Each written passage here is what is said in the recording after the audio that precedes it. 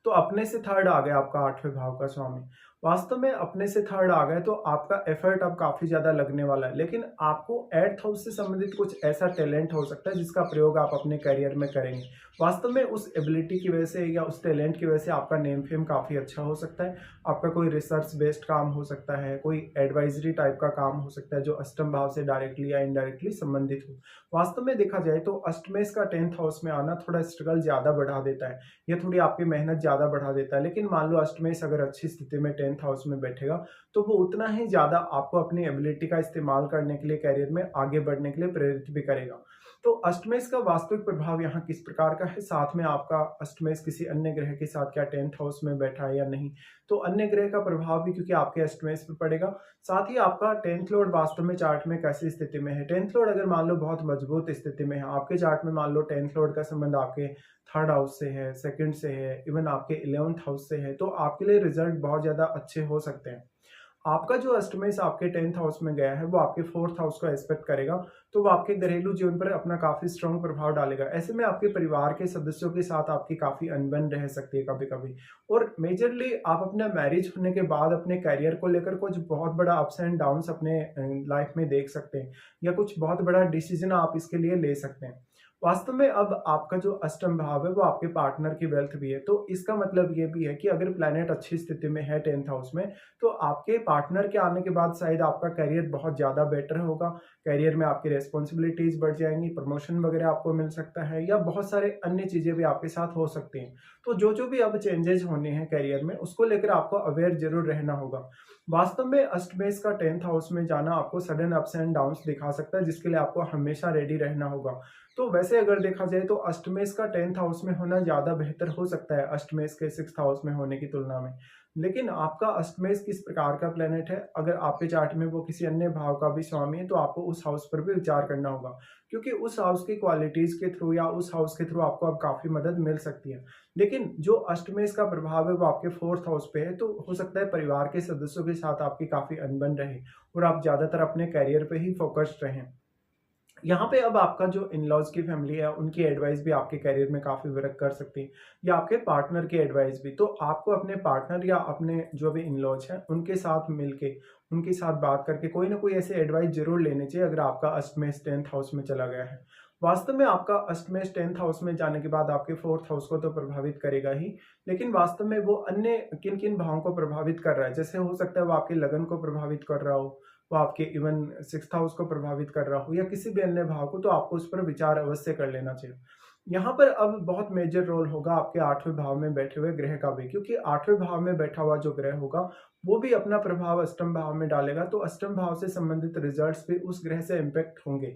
तो वास्तव में देखा जाए तो अष्टमेश का 10th हाउस में होना ज़्यादा बेहतर है ज़्यादातर केसेस में, अष्टमेश के 6th हाउस में होने की तुलना में।